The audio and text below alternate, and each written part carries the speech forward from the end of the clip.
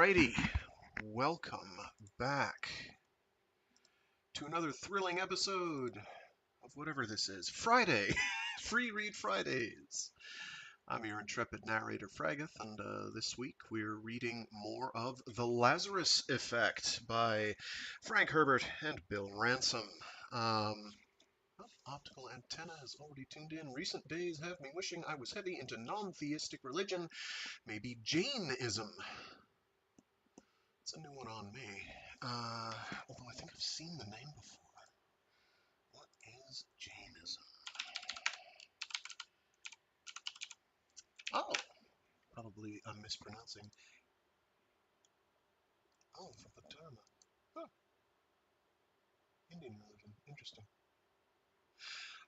You also probably can't go wrong with the Universal Unitarians.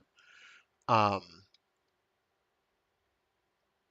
in my experience, the UUs, even though they use a church, they tend to be much more of a social outreach program than they are an actual religion. There is a religious overtone there, but mostly they're just there for like a social support network.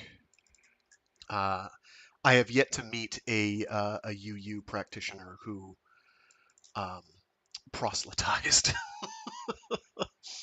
I might just be lucky, but there's a couple of them around where I am, and they seem fairly chill and laid back.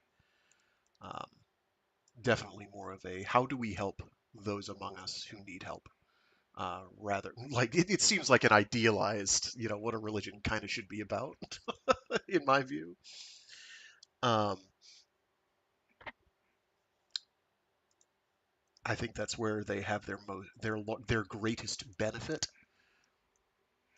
Um, you want to give up materialism? Well, it's tough. That is a tough ask, given current era and the whole we live in a society. It's a toughie. So I definitely understand the desire. I flirt with that myself. I'm kind of like, well, none of this at the end of the day matters. It's a matter of, I guess, it's all, trying to find meaning in the world in a chaotic, random, uncaring universe.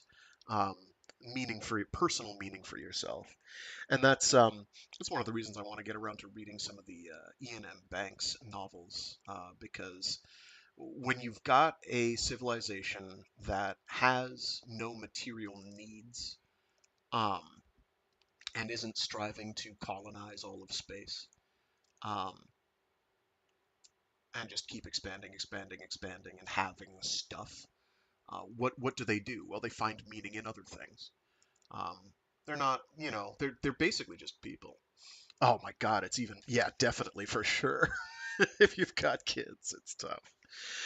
Um, Anyway, so previously on the Lazarus Effect, and really these books are kind of about the search for meaning and and personal finding meaning in the world, and how to do well by others, and to it seems to be a recurring theme in a lot of the fiction I've picked up and stuck with me. I don't know why.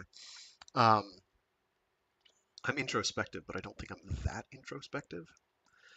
Um, so previously on, probably the biggest thing that happened is that Brett Norton and Scudi Wang have escaped potential imprisonment in an effort um, to spread the word that they and our good friend Justice Ward Keel have the conclusion that they've come to, which is there is at least a faction among the Mermen who is most likely behind the killing of Guimes Island and many of the people on it. And they've got plans and designs for the world. They believe society should work a certain way and benefit certain people. And if this sounds slightly familiar, it's because we keep having to deal with this problem over and over and over. It's not new. But it's only a universal theme throughout human history, which is why it's easy to write a book about. Oh my gosh, really? Okay, fine.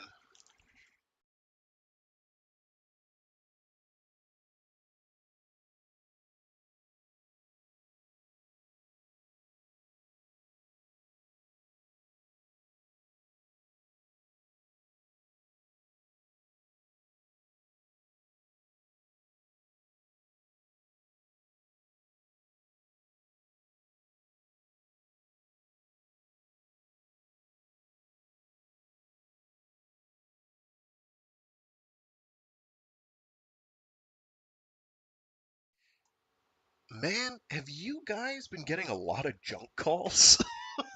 Is it just me? Who's the current head of the FCC right now? I can't remember. Oh, what's her name? Who was there a year or two back? She was doing great work, or trying to, until she started getting stymied by the courts repeatedly in the United States. I mean, Lisa Khan, I think her name was. Oh, it's something like that. It's at the tip of my brain. I knew this like 3 hours ago, and my brain is, and I'm like, man, you really didn't realize how much effort she was putting in to make things in the United States a little less shitty. She was really putting in work. Um, but that is before current era, slightly before. So things are different now. I should really check to see who they.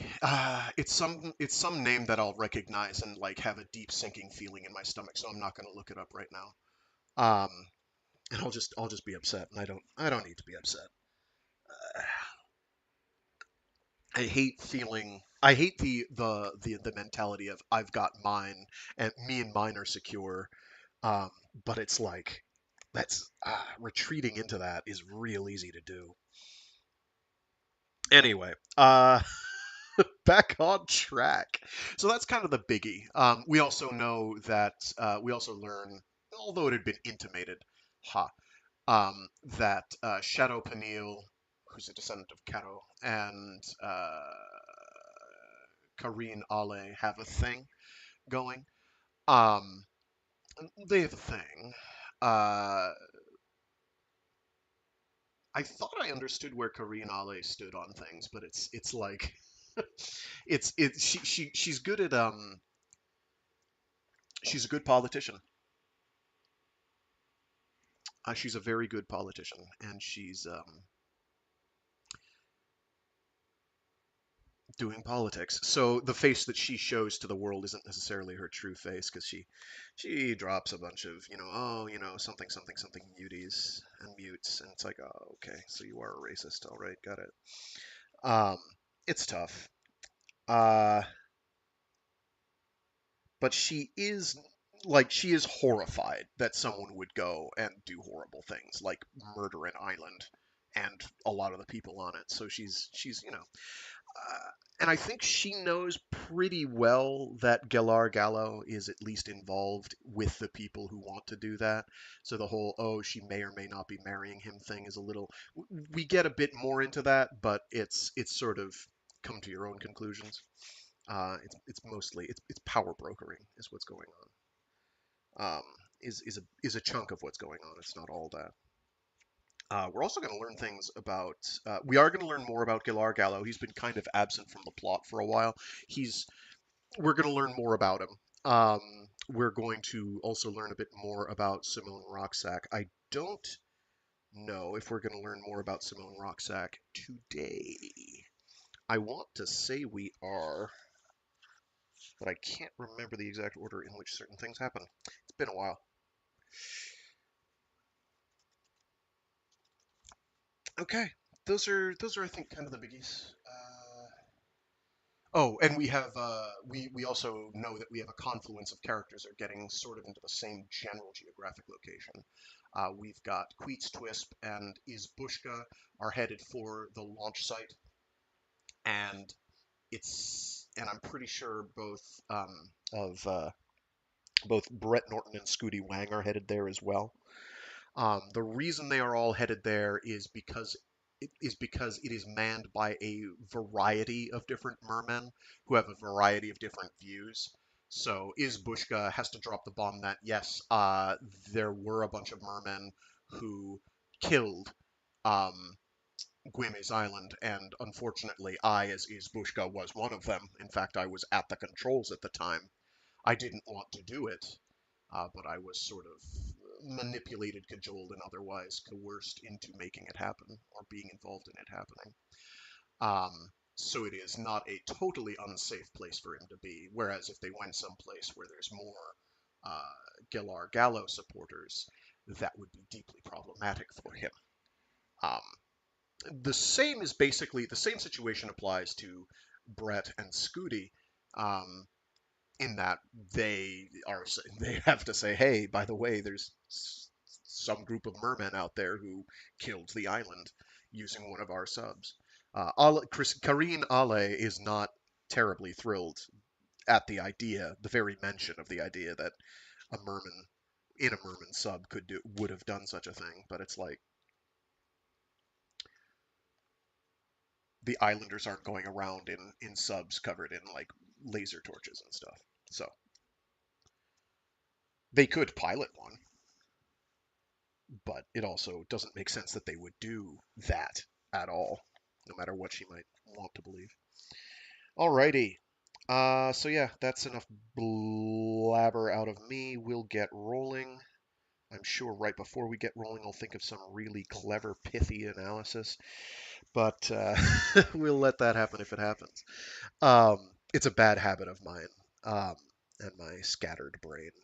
Yeah, no, that's it. I think that's it. That is the starting page, right? I didn't. Ye. Ye. Okay. Let's get rolling.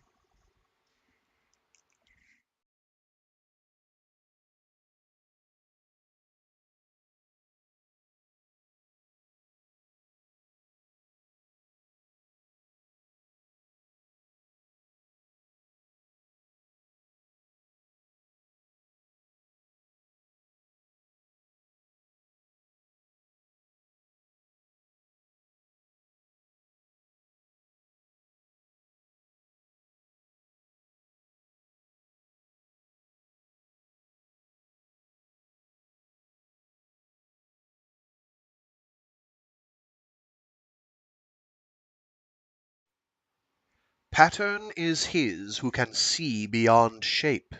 Life is his who can tell beyond words. Lao Tzu, Ship Records. Both suns stood high in the dark sky, raising heat shimmers off the water. Brett's sensitive eyes, shielded by dark glasses Scudi had found in the foil's lockers, scanned the sea. The foil cut through the waves with an ease that thrilled him. He marveled at how quickly his senses had adapted to speed. A feeling of freedom, of escape, soothed him. Pursuit could not move this fast. Danger could only lie ahead, where heat shimmers distorted the horizon. Or, as Twisp called it, the future. When Brett had been quite young, standing with his mother at Vachon's edge for the first time, the heat-dazzled air had been inhabited by coils of long, whiskered dragons. Today's sun felt new on his arms and face, glistening through the canopy onto the instruments. The suns ignited golden glints in Scudi's black hair. There were no dragons. Scudi bent intently over the controls, watching the sea, the dials, the guidance screen above her head. Her mouth was set in a grim line, which softened only when she looked at Brett. A wide stretch of kelp drew a dark shadow on the water off to his right. Scudi steered them into the lee of the kelp, finding smoother water there. Brett stared out at an ovoid green mat within the kelp. At the very center of the oval, this particular green was a vivid reflector of the sunlight. The green darkened away from the center until the kelp patch became yellowed and brown at the edges. Seeing where he was looking, Scudi said, "The outer edges die off, curl under and fortify the rest of the patch." They rode without speaking for a time. Abruptly, Scudi shocked him by shutting down the foil's engines. The big craft dropped off the step with a rocking lurch. Brett looked wildly at Scudi, but she appeared calm. "You start us," Scudi said. "What?" "Start us up." Her voice was calmly insistent. "What if I were injured?" Brett sank into his seat and looked down at the control panel. Below the screen, near the center of the cockpit, lay 4 switches and a sticker labeled "Starting Procedure." He read the instructions and depressed the switch marked "Ignition." The hot hiss of the hydrogen ram came from the rear of the foil. Scudi smiled. As the instructions told him, Brett glanced up at the guidance screen. A miniature line drawing of a foil appeared around a green dot on the screen. A red line speared outward from the green dot. He touched the button marked "Forward" and pushed the throttle gently ahead, gripping the wheel tightly with his free hand. He could feel sweat under his palms. The craft began to lift, tipping on the flank of a wave. "Right down the trough," Scudi reminded him. He turned the wheel slightly and pushed the throttle farther ahead. The foil came out of the water with a gentle gliding motion, and he gave it more throttle. They came up on the step, and he saw the speed distance counter flicker, then settle on 72. The green dot tracked on the red line. "Very good," Scudi said. "I'll take it now. Just remember to follow the instructions." Scudi increased speed.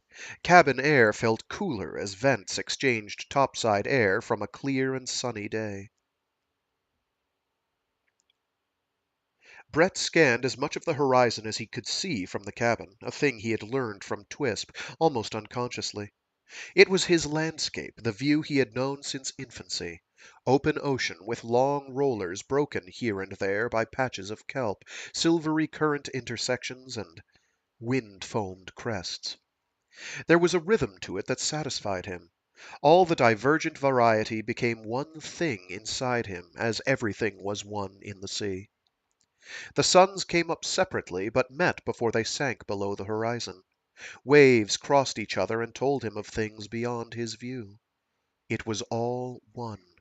He tried to say something of this to Scudi. "The suns do that because of their ellipses," she said. "I know about the waves. Everything that touches them tells us something of itself." "Ellipses?" he asked. "My mother said the suns met at midday when she was young." Brett found this interesting, but he felt that Scudi had missed his point, or she didn't want to discuss it. "You must have learned a lot from your mother." "She was very smart except for men," Scudi said. "At least, that's what she used to say." "When she was mad at your father?" "Yes, or different men at the outposts." What are these outposts?" "Places where we are few, where we work hard and have our different ways. When I come into the city, or even to the launch site, I am aware that I am different. I speak different. I have been warned about it." "Warned?" Brett felt undertones of some dark savagery among the mermen. My mother said if I took outpost talk into the city, I couldn't blend. People would look at me as an outsider, a dangerous perspective." "Dangerous?" he asked. "To see things differently?" "Sometimes." Scudi glanced at him. "You must blend in. You could pass, but I know you for an islander by the sound of your talk." Scudi was trying to warn him, he thought. Or teach me. He noted that her accent was different out here than it had been back in her quarters. It wasn't her choice of words so much as the way she said them. There was a sparseness about her now. She was even more direct. Brett looked out at the ocean speeding past. He thought about this Mermen unity, this Mermen society that measured danger in an accent. Like the waves, which met at odd angles, currents in Merman society were refracting off each other. Interference, the physicists called it. He knew that much. The ease with which Scudi kept the big foil skipping in the wave tops told Brett something of her past. She had only to glance at the guidance screen and out at the ocean to become one with all of it. She avoided the thick stretches of wild kelp and kept them securely on course toward this mysterious launch base. There's more wild kelp lately, he said. No mermen attending it. Pandora belonged to the kelp once, she said. Now kelp grows and spreads at the top of an exponential curve. Do you know what that means? The more kelp there is, the faster it spreads and the faster it grows, he said. It is more like an explosion at this point, she said, or like the moment of crystallization in a saturated solution. Add one tiny crystal and the whole thing precipitates out one massive crystal. That's what the kelp will do next. Right now it is learning to care for itself. Brett shook his head. I know what the history says. Still, sentient plants? She shrugged off his incredulity like a shawl. If the CP is right, if they've all been right, Vata is the key to the kelp. She is the crystal that will precipitate its consciousness, or its soul. Vata, he whispered, a childlike awe in his voice. He was not one for worship, but he respected any human being who had outlived so many generations. No Merman had ever done that. Did Scudi believe in that chaplain psychiatrist stuff? He asked her. Scudi shrugged. I only know what I can arrange in my mind. I have seen the kelp learn. It is sentient, but very low grade. There is no magic in sentiency except life and time. Vata has kelp genes. That is a fact.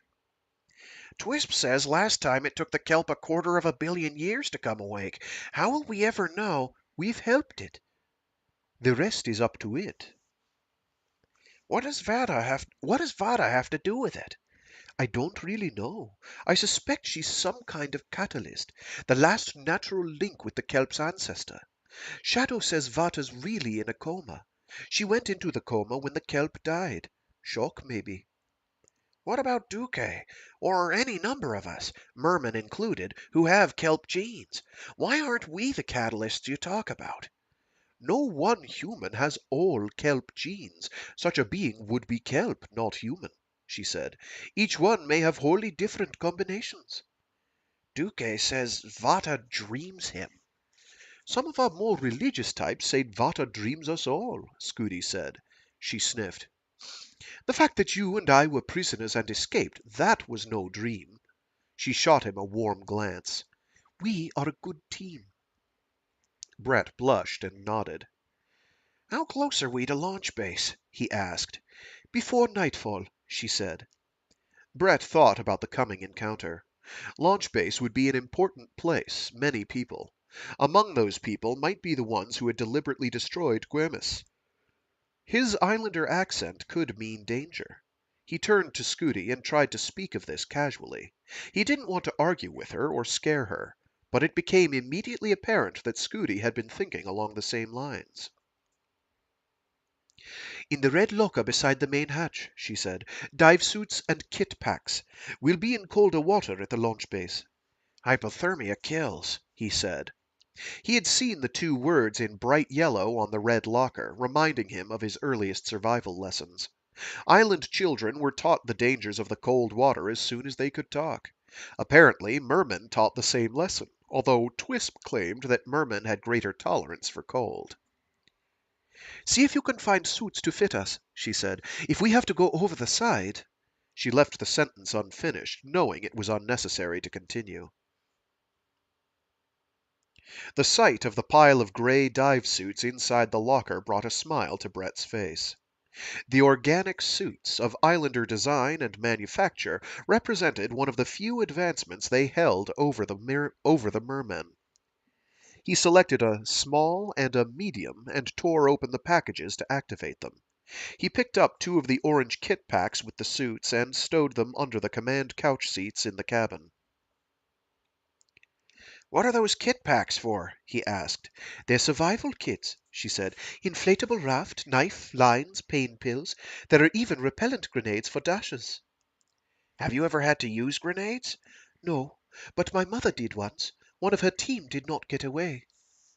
Brett shuddered. Dashers seldom came near islands anymore, but fishermen had been lost, and there were stories of children taken by sneak attacks at an island's rim.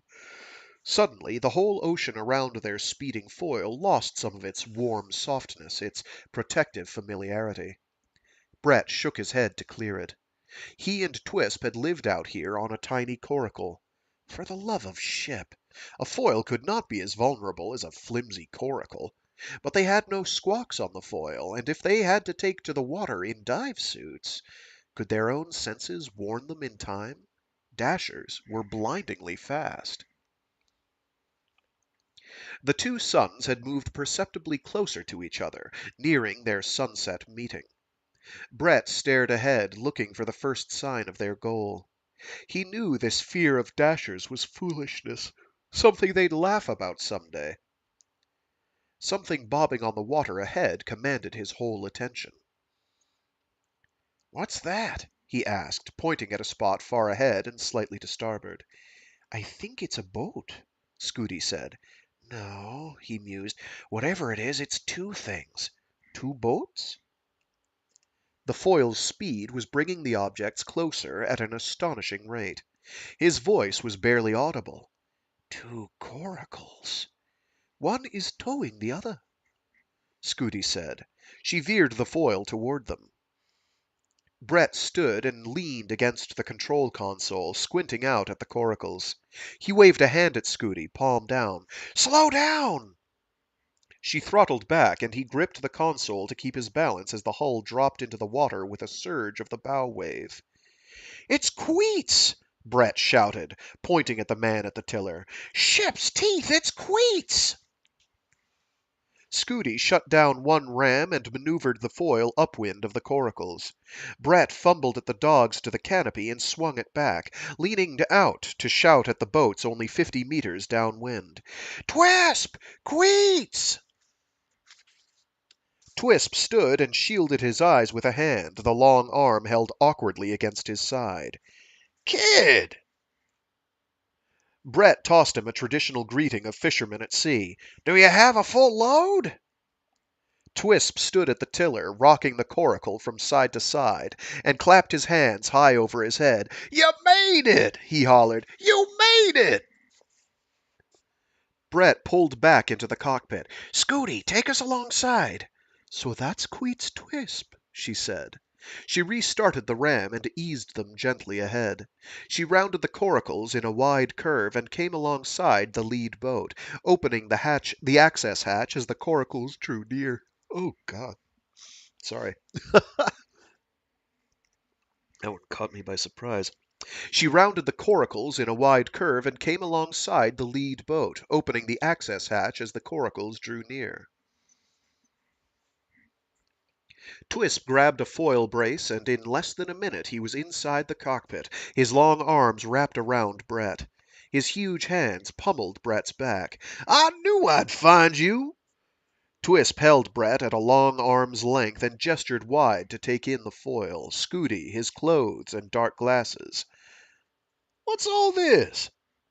"A very long story," Brett said. "We're heading for a Mermen launch base. Have you heard anything?" Twisp dropped his arms and sobered. "We've been there," he said. "At least near enough as makes no difference." He turned, indicating the other man in the coracle. "That bit of flotsam is Bushka. I tried to take him to launch base on a piece of very heavy business." "Tried?" Scudi asked. "What happened?" "Who's this little pearl?" Twisp asked, extending a hand. "I'm Queets Twisp." "Scudi Wang," she and Brett said at once. They laughed. Twisp stared at her, startled. Was this the beautiful young merman rescuer he had visualized in his daydreams? No, that was foolishness. "Well, Scudi Wang," Twisp said, "they wouldn't listen to us at the launch base. Wouldn't let us into the base at all." Twisp pursed his lips. "Towed us away with a foil bigger than this one. Told us to stay away. We took their advice." He glanced around him. "So what are you doing here, anyway? Where's the crew?" "We're the crew," Brett said. Brett explained why they were heading for the base, what had happened to them, the Chief Justice, and the political scene down under. Bushka stepped into the cabin as Brett was finishing. Brett's recital had a marked effect on Bushka, who grew pale and breathed in shallow gasps. "They're ahead of us," Bushka muttered. "I know they are." He stared at Scudi. "Wang," he said. "You're Ryan Wang's daughter." Brett, edging toward a temper flare-up, asked Twisp, "What's wrong with him?" "Something on his conscience," Twisp said. He, too, looked at Scudi. "Is that right? Are you Ryan Wang's daughter?" "Yes." "I told you!" Bushka wailed. "Aw, shut up!" Twisp snapped. "Ryan Wang's dead, and I'm tired of listening to your crap." He turned to Brett and Scudi. "The kid says you saved his life. Is that right?" "Yes." She spoke with one of her small shrugs. Her eyes stared into the console's instruments. "Anything else we should know?" "I don't think so," she said. Twisp caught Brett's eye and decided to get all the bad news out. He hooked a thumb toward Bushka. "This bit of dasher bait here," he said, "piloted the sub that sank Gwemers. He claims he didn't know what they had in mind until the sub chewed into the bottom of the island. Says he was tricked by the Mermen commander, a guy named Gallo." "Gallo," Scudi whispered. "You know him?" Brett asked. "I've seen him many times, with my father and Karine Ale, often." "I told you!" Bushka interrupted. He prodded Twisp's ribs. Twisp grabbed Bushka's wrist, twisted it back suddenly, then flung it aside. "And I told you to stow it," Twisp said. Brett and Scudi both turned to face Bushka. He stepped back instinctively. "Why are you looking at me like that?" Bushka asked. "Twisp can tell you the whole story. I couldn't stop them." He broke off when they continued to stare at him silently. "They don't trust you," Twisp said, "and neither do I.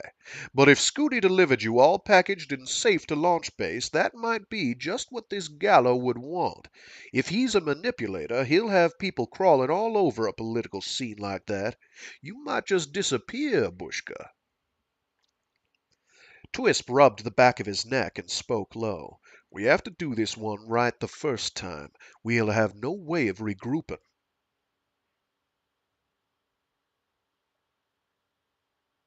Wait a minute.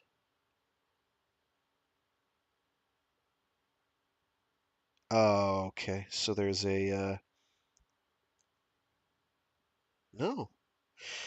Okay, so what happens here, and the reason I'm confused, they don't trust you, down to Bushka, might just disappear Bushka, is definitely Twisp. Twisp rubbed the back of his neck and spoke low. "We have to do this one right the first time. We'll have no way of regrouping." It does an end quote at that point. Then the next line has a start quote, and it's Twisp again. Normally, you wouldn't have the end quote on the line before if you were doing that.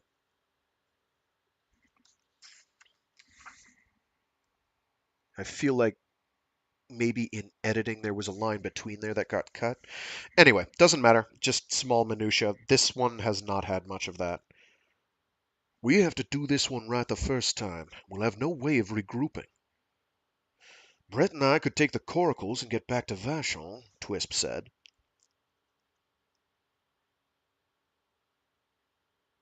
Unless it was supposed to be Scudi saying the line. Anyway. "Brett and I could take the coracles and get back to Vachon," Twisp said. "No," Brett insisted, Jesus. "No," Brett insisted. "Scudi and I stay together." "I should go to the base alone," Scudi said. "When they see me alone, they'll know you and I have separated, and others will listen to our story." "No!" Brett repeated. He tightened his grip on her shoulders. "We're a team. We stick together." Twisp glared at Brett, then his expression and his bearing softened. "So that's the way it is?" "That's the way it is," Brett said. He kept his arm firmly around Scudi's shoulders. "I know you could order me to go with you. I'm still your apprentice, but I wouldn't obey." Twisp spoke in a mild voice. "Then I better not be giving any orders." He grinned to take the sting from his words. "So what do we do?" Brett asked. Bushka startled them when he spoke. "Let me take the foil and go to launch base alone. I could—" "You could spread the word to your friends and tell them where to pick up a couple of slow-moving coracles," Twisp said. Bushka paled even further. "I tell you, I'm not—" "You're an unknown right now," Twisp said. "That's what you are. If your story's true, you're dumber than you look. Whatever, we can't afford to trust you, not with our lives. Not with our lives. Then let me go back in the coracles, Bushka said. They just tow you away again. Farther this time. Twisp turned to Brett and Scudi. You two are determined to stick together? Brett nodded. So did Scudi. Then Bushka and I go in the coracles, Twisp said. We're better off split up. I'm sure of that. But we don't want to get out of touch again. We'll turn on our locator transmitter. You know the frequency, kid? Yes, but There must be a portable RDF on this monster, Twisp said. He glanced around the cockpit. there are small portable direction finders in all emergency kit packs, Scudi said. Her toe nudged a pack under the seat. Twisp bent and looked at the small orange kit. He straightened. You keep 'em handy, huh? When we think it necessary, she said.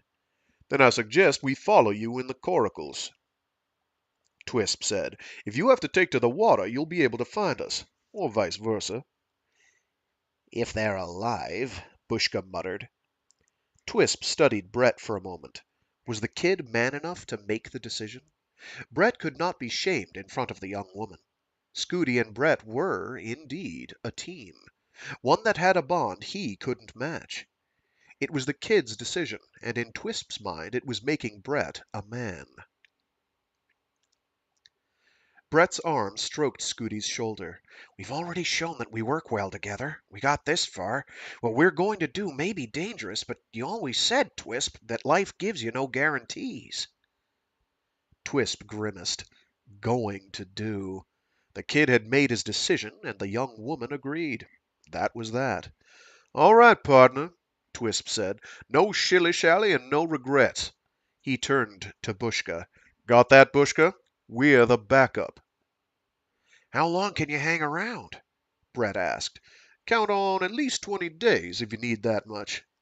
In 20 days there might not be any islands to save, Brett said. We'd better move faster than that.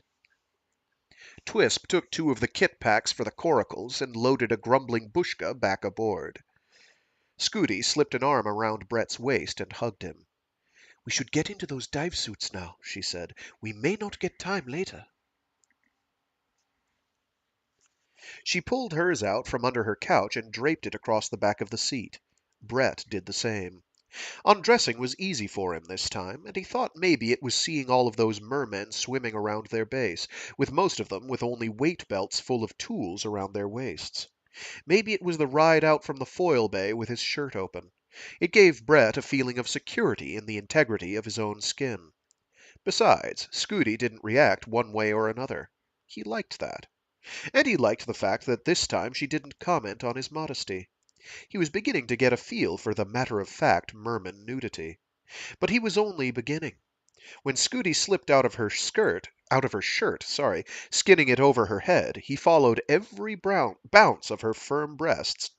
Oh, jeez.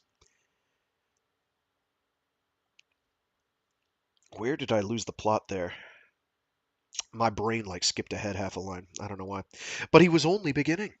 When Scudi slipped out of her shirt, skinning it over her head, he followed every bounce her firm breasts took and knew it would be very hard to keep from staring. He wanted to look at her forever. She kicked her deck shoes off in 2 easy flicks of her feet and dropped her pants behind her couch. She had a very small patch of black hair, wispy, silky, and inviting. He noted suddenly that she was standing with her head cocked to one side. She moved gently, not telling him to quit staring, but letting him know that she knew what he was doing. You have a very beautiful body, he said. I don't mean to stare. Yours, too, is nice, she said. She placed her hand in the middle of his chest, pressed her palm against him. I just wanted to touch you, she said. Yes, he said, because he didn't know what else to say. He put his left hand on her shoulder, felt her strength and her warmth and the easy smoothness of her skin. His other hand came up to her shoulders, and she kissed him. He hoped that she liked it as much as he did. It was a soft, warm, and breathless kiss. When she leaned against him, her breasts flattened out on his chest, and he could feel the hard little knots of nipples focused there. He felt himself hardening against her thigh of such strength and grace. She stroked his shoulders, then tightened both arms around his neck and kissed him hard, her small tongue tapping the tip of his own. The boat took a sudden lurch, and they both fell in a heap on the deck, laughing. "How graceful!" he said. "And cold." She was right. The suns had set as Twisp and Bushka departed. Already there was a stiff chill in the air. It wasn't the hardness of the deck that bothered him, but the sudden shock of cold metal against his sweaty skin. When they sat up, he heard the strange unpeeling sound of damp skin. It was the sound that sheets of skin made when a friend had unpeeled his sunburned back as a boy. Brett wanted to loll with Scudi forever, but Scudi was already trying to get up amid the unsteady rocking of the foil. He took her hand and helped her to her feet. He didn't let go. "It's nearly dark," he said. "Won't we have trouble finding the base? I mean, it's always a lot darker under water." "I know the way," she said, "and you have a night vision that could see for us both. We should go now." This time he kissed her. She leaned again she leaned against him for a blink, soft and good-feeling, then pulled back. She still held his hand, but there was an uneasiness in her eyes that Brett translated as fear. "What?" he asked. "If we stay here, we will, you know, we'll do what we want to do." Brett's throat was dry, and he knew he couldn't talk without his voice cracking. He remained quiet, wanting to hear her out. He didn't know much about what it was they wanted to do, and if she could give him a few clues, he was ready. He did not want her to be disappointed, and he did not know what she expected of him. Most important, he did not know how much experience she'd had in these matters, and now it was important for him to find out. She squeezed his hand. "I like you," she said. "I like you very much. If there's anyone I'd like to get that close with, it's you. But there is the matter of a child." He blushed, but it was not out of embarrassment. It was out of anger at himself for not thinking of the obvious thing, for not considering that the step from child to parent could very well happen all at once, and he, too, was not ready. "My mother was 16 too," she went on. "She cared for me, so she was never free. She never knew the free movement that others knew. She made the best of it, and I saw much through her. But I didn't see the other children except occasionally." "So she lost an adulthood, and you lost a childhood?" "Yes. It is not to be regretted. It is the only life I know, and it is a good one. It is twice good now that I have met you. But it is not a life to repeat. Not for me." He nodded, took her by the shoulders, and kissed her again. This time their chests did not touch, but their hands held tight to each other, and Brett at least felt relief. "You are not angry?" she asked. "I don't think it's possible for me to be mad at you," he said. "Besides, we're going to know each other for a good long time. I want to be with you when the answer is yes." Ow, ow.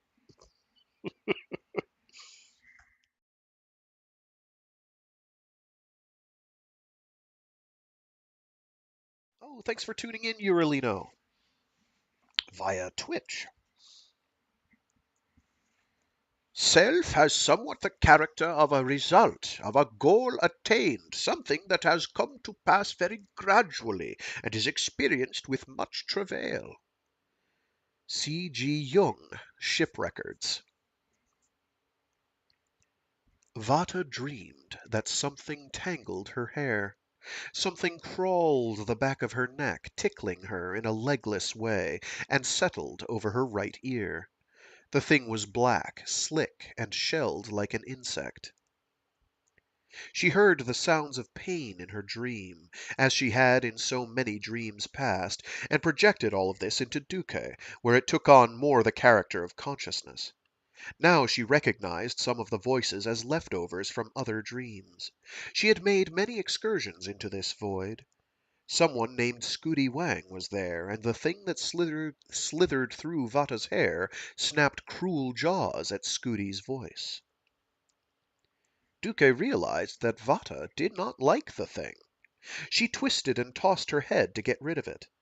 The thing dug in, set its jaws into her hair, and pulled up clumps of hair by the roots. Vata groaned a deep-throated groan, half cough. She snatched the wet little bug out of her hair and crushed it in her palm. The pieces slipped from her fingers, and a few muffled screams faded into the dark. Duque experienced the sudden awareness that the dream thing might be real. He had sensed other thoughts in it for just an instant, terrified human thoughts. Vata settled herself into a comfortable position and put her mind to changing the dream into something pleasant. As always, she drifted back to those first days in the valley her people had called the Nest. Within a few blinks she was lost in the lush vegetation of that holy place where she had been born. It was all the best that Pandora's land had to offer, and it was now under many cold meters of unquiet sea. But things could be otherwise in dreams, and dreams were all the geography that Vata retained. She thought how good it felt to walk again, not letting herself know it was only in a dream. But Duque knew. He had heard those terrified thoughts in a moment of death, and Vata's dreaming was no longer the same for him.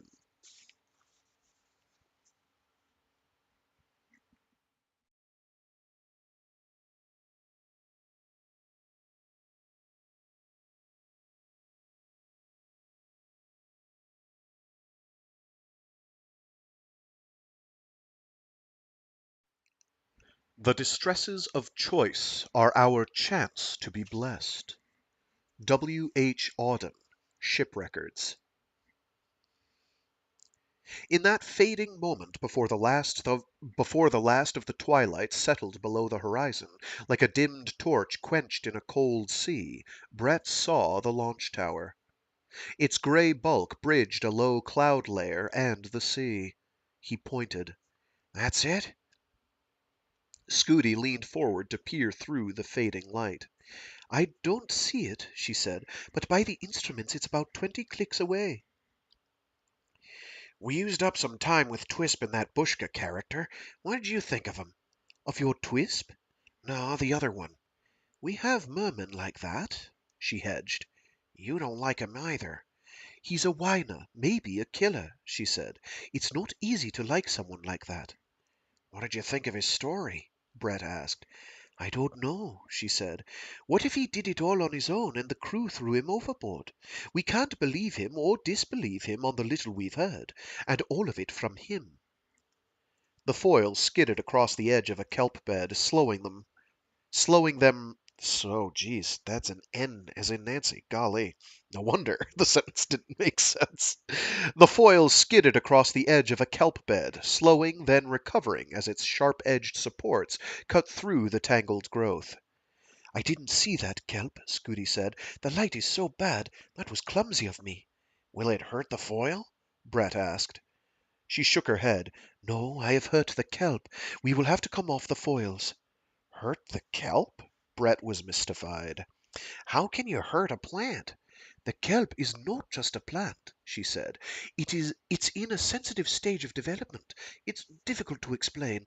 You'll think me as crazy as Bushka if I tell you all that I know about the kelp." Scudi reduced the throttle. The hissing roar subsided, and the wallowing boat slipped down onto its hull, gently lifting with the heave of the waves. The rams subsided to a low murmur behind them. "It is more dangerous for us to come in at night," she said. The red instrument lights had come on automatically as the light dimmed outside, and she looked at Brett, his face underlighted by the red illumination. "Should we wait out here for daylight?" he asked. "We could submerge and sit on the bottom," she said. "It's only about 60 fathoms." When Brett did not respond, she said, "You don't prefer it down under, do you?" He shrugged. "It's too deep to anchor," she said, "but it is safe to drift if we watch. Nothing can harm us in here." "Dashers?" "They can't penetrate a foil." "Then let's shut down and drift. The kelp should keep us stable. I agree with you. I don't think we should go in there at night. We want everybody to see us and know who we are and why we're there." Scudi shut off the murmuring rams, and in the sudden silence they grew aware of the slap of waves against the hull, the faint creaking of the vessel around them. "How far is it to the base again? How far is it to the base again?" Brett asked. He squinted through the twilight murk toward the tower. "At least 20 clicks." Brett, accustomed to judging by the distance out by the height of Vashon. Okay. Brett, accustomed to judging distance out by the height of Vashon above the horizon, produced a low whistle. "That thing must be pretty high. It's a wonder islanders haven't spotted it before this." "I think we control the currents to keep the islands clear of the area." "Control the currents," he muttered. "Yeah, of course." Then he asked, "Do you think they've seen us?" Scudi punched a button on the console, and a series of familiar clicks and beeps came from an overhead speaker. He'd heard these sounds from time to time as they skipped across the waves. "Nothing's tracking us," she said. "It would howl if we were targeted. They might know we're here, though. This just means we're not under observation." Brett bent over the button Scudi had punched and read the label, T-beam test. "Automatic," she says. "It tells us if we're targeted by a tracking beam." The foil lurched suddenly, counter to a wave.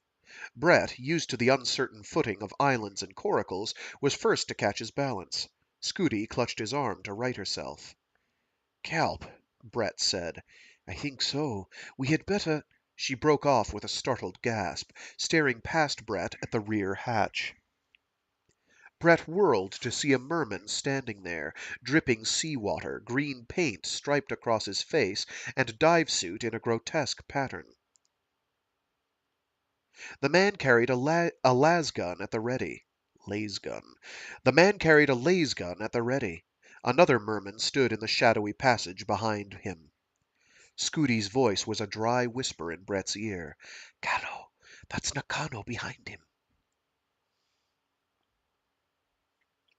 Surprise at the stealth that had allowed the merman to come this close without detection held Brett speechless. He tried to absorb the import of Scudi's rasping whisper. So this was the merman that Bushka blamed for sinking Gwyneth. The man was tall and smoothly muscled, and his dive suit clung to him like a second skin. Why the green pattern on it? Brett wondered. His eyes could not help focusing on the business end of the laze gun. The merman chuckled. "Little Scudi Wang. Now that's what I call luck. We've been having our share of luck lately, eh, Nakano?" "It wasn't luck saved us when the stupid islander sank us," Nakano growled.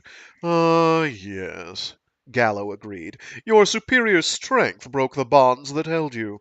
Indeed." He flicked a glance around the cockpit. "Where's the crew? We need your doctor." Brett, at whom Gallo aimed the question, met Gallo's demanding stare with silence, thinking that the interchange between these two mermen tended to confirm Bushka's odd story. "Your doctor," Gallo insisted. "We don't have one," Brett said, surprised at the force of his voice. Gallo, noting the accent, flicked a scornful glance at Scudi. "Who's the mute?" "A friend," Scudi said. "Brett Norton." Gallo looked Brett over in the dim red light, then turned back to Scudi. "He looks almost normal, but he's still a mute. Your daddy would haunt you." He spoke over his shoulder. "Have a look, Nakano." The slop slop of wet footsteps sounded behind Gallo as Nakano turned back down the passage. He reappeared presently and spoke a single word. "Empty." "Just the two of them," Gallo said. "Out for a little cruise in one of the big boats. How sweet." "Why do you need a doctor?" Scudi asked. "Full of questions, aren't we?" Gallo said. "At least we have the foil," the second man said. "That we have, Nakano," Gallo said. Nakano pressed past Gallo into the cockpit, and Brett got a full view of the man. He was a hulking figure, his upper arms as thick as some human torsos. The scarred face filled Brett with a sense of foreboding. Gallo strode forward to one of the command seats. He bent to read the instruments.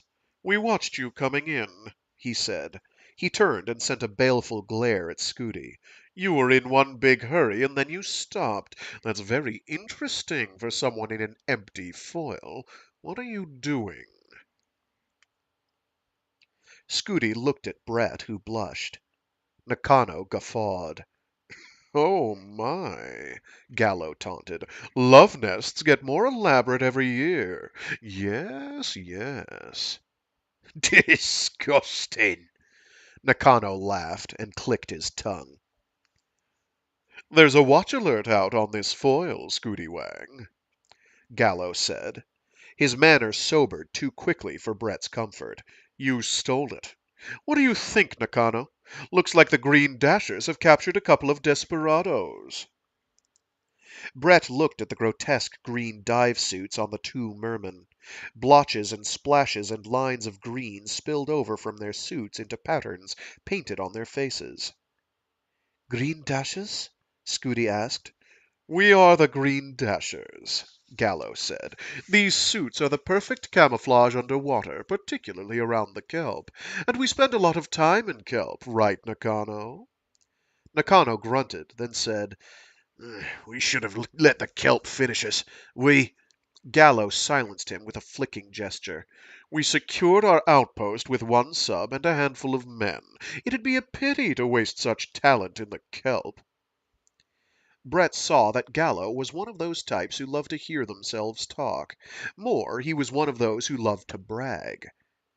With one little sub and this foil, Gallo said with a sweep of his hand, we can make sure there's never any more land than we can control. You don't have to be in charge to run the show. Just ruin it for those who do. People will have to come swimming up to me soon enough. Scudi took a deep, relaxing breath. Is Kareen one of you? Gallo's eyes shifted and almost met Scudi's. She's insurance. Safe deposit box, Nakano blurted, and both men laughed in that loud way men have when they crack a crude or cruel joke. Brett realized from Scudi's deep sigh that she was relieved at Gallo's bragging. Were her doubts about her father's involvement with Gallo finally laid to rest? What about the doctor? Nakano asked. Darkness had settled over the ocean, and the cockpit was illuminated only by the red telltales and instrument lights on the console. A macabre red glow filled the space around the two mermen. They stood near the control seats, put their heads close together, and whispered, while Scudi and Brett fidgeted. Brett kept eyeing the hatchway where the merman had entered. Was there a chance to escape down there to the main hatch? But Gwynnis had been destroyed by a sub. These mermen had not swum here from the launch base. Their sub lay nearby, probably directly beneath the foil's hull, and they needed a doctor. I think you need us, Brett said. Think? Gallo asked with a patronizing lift of his eyebrows. Mutes don't think. You have an injury. Somebody needs a doctor, Brett said. How do you intend to get help? He's quick for a mute, Gallo said. And you're not strong enough to go in and take a doctor from the launch base, Brett said. But you could trade us for a doctor. Ryan Wang's daughter could be traded, Gallo said. You're fish bait. If you hurt Brett, I won't cooperate, Scudi said. Cooperate? Gallo snorted. Who needs cooperation? You do, Brett said. Nakano will break you into Nakano will break you two into small pieces if I give the order, Gallo said. That's cooperation. Brett went silent, studying the two men in that blood-red light. Why were they delaying? They said they needed a doctor. Twisp had always said you had to look beyond words when dealing with people who postured and bragged. Gallo certainly fitted that description. Nakano seemed to be something else, a dangerous unknown. Twisp liked to probe such people with outrageous questions or statements. You don't need just any doctor, Brett said. You want a particular doctor. Both mermen focused startled glances on Brett. What have we here? Gallo muttered. The smile he flashed across the dark cabin did not disarm Brett in the least. Nervous, Brett thought. Keep looking. He knew the merman fear that islanders had mutated into telepathy, and played on it. Nakano said, "Do you think—" "No," Gallo warned. Brett caught a bare flicker of hesitation in Gallo's face, which did not show in the voice. The man had superb control of his voice. It was his tool for manipulation, along with his ready smile. "That other foil should be along soon," Nakano said. A particular foil with a particular doctor and a particular cargo, Brett thought. He glanced at Scudi. Her tired face was clear to him in the dim lights of the cockpit. "You don't need us as a trade, you need us as a diversion," Brett said. He held his fingertips to his temples, repressing an excited smile. One of Gallo's eyebrows lifted, a dark ripple in the smeared green of the camouflage. "I don't like this," Nakano said. There was fear in the big man's voice. He's thought something out, Gallo said. That's all. Look at him. Almost normal. Maybe he has a brain after all. "But he's hit on—" Drop it, Nakano. Gallo kept his attention on Brett. Why would we need you as a diversion? Brett dropped his hands and allowed the smile. "It's pretty simple. You didn't know we were the ones on this boat. It's dark out there, and all you saw was a foil. Period." Pretty good for a mute, Gallo said. Maybe there's hope for you. "You had to go forward and look at the identification plate on the control console before you realized this was the foil on watch alert." Gallo nodded. Go on. "You hoped it was another foil, a particular one," Brett said. "The other one will have a security force aboard. You came in armed and ready for that." Nakano relaxed, visibly relieved. Obviously, this reasoning had eliminated his fear of telepathy. Interesting, Gallo said. Is there more? "So now we're waiting for the other foil," Brett said. "Why else waste time with us? If the security force jumps aboard to capture Scudi and me, that's your opportunity." Opportunity for what? Gallo's tone said he was enjoying this. Nakano returned to his fidgeting. "You want someone in particular on that other foil," Brett said. "A doctor. And you want the cargo. Now, you see the opportunity to get not only that, but two foils intact. And you would have had to wreck the other foil to stop it, because all you have is a sub." You know, I might be able to use you, Gallo said. You want to join up? Brett spoke without thinking. "I'd sooner swim in shit." Gallo's face tightened. His body went rigid. Nakano snickered. Slowly, Gallo's face returned to its political best. But there was a mad light in his eyes, a red reflection that made Brett sorry he'd spoken at all.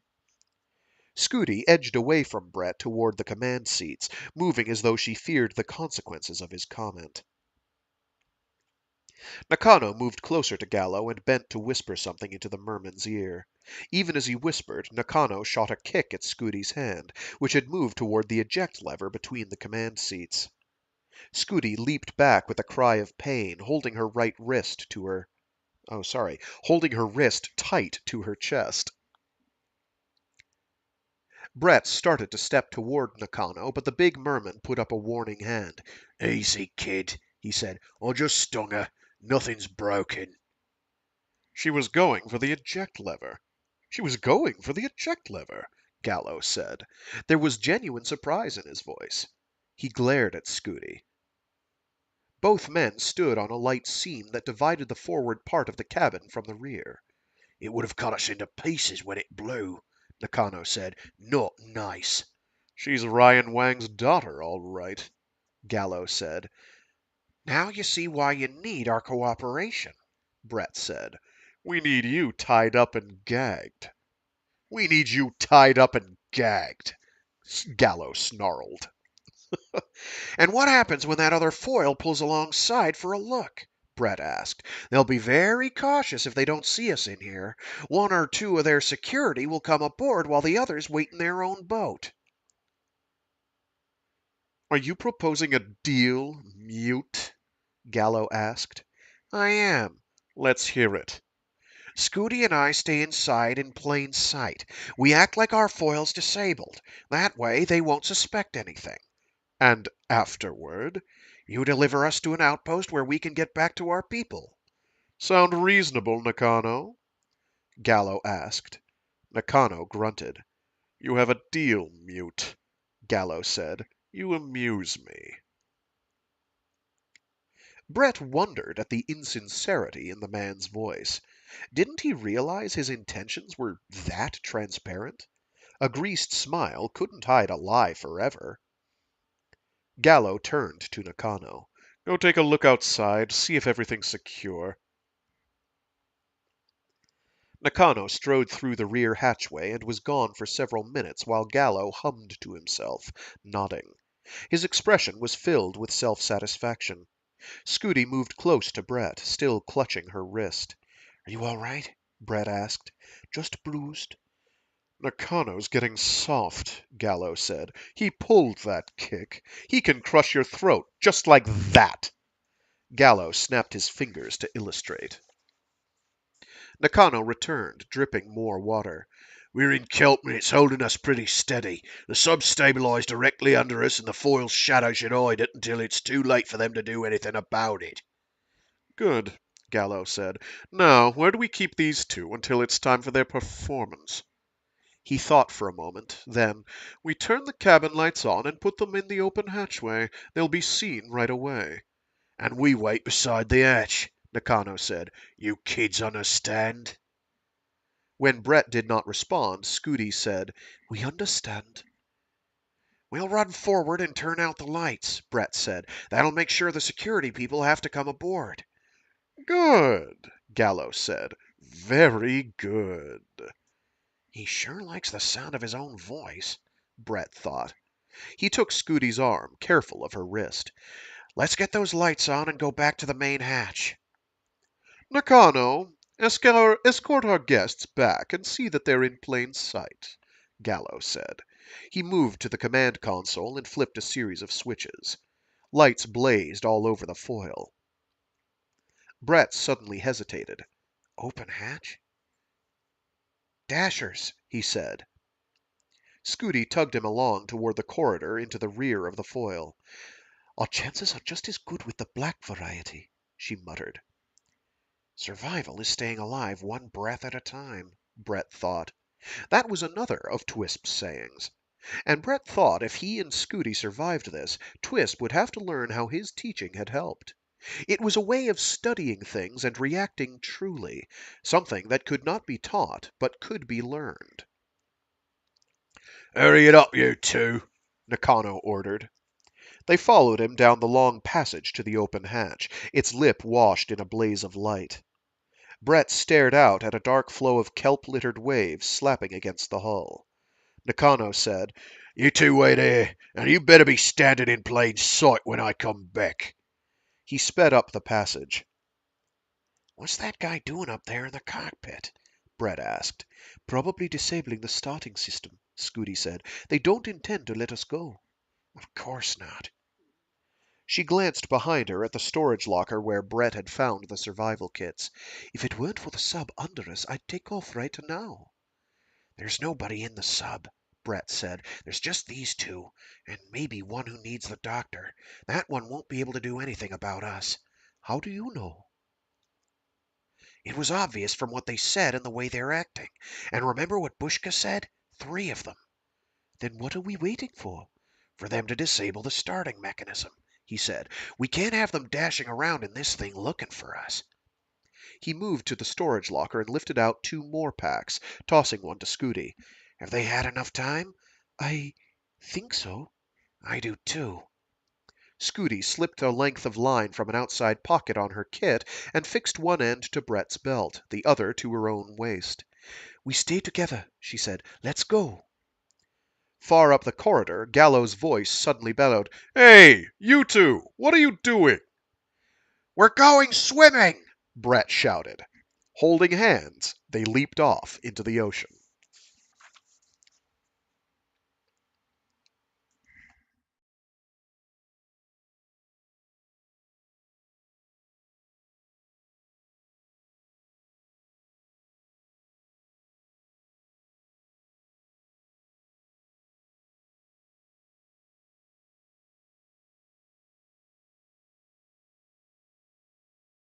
Without the conscious acknowledgement and acceptance of our kinship with those around us, there can be no synthesis of personality.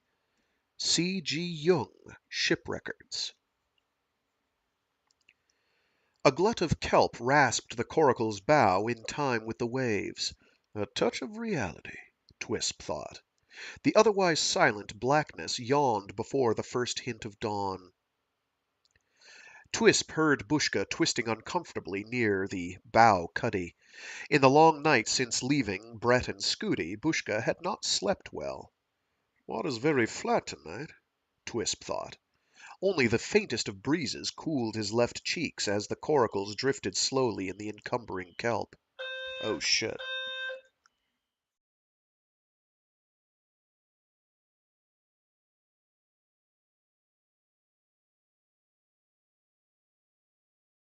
Okay, so there's a fire alarm that I have to go check out. Um, Bear with me. Uh, I'm probably going to have to cut this off. I will tune back in and start the stream back up if it turns out to be nothing. Okay, see you guys in a bit. Maybe, possibly, I hope.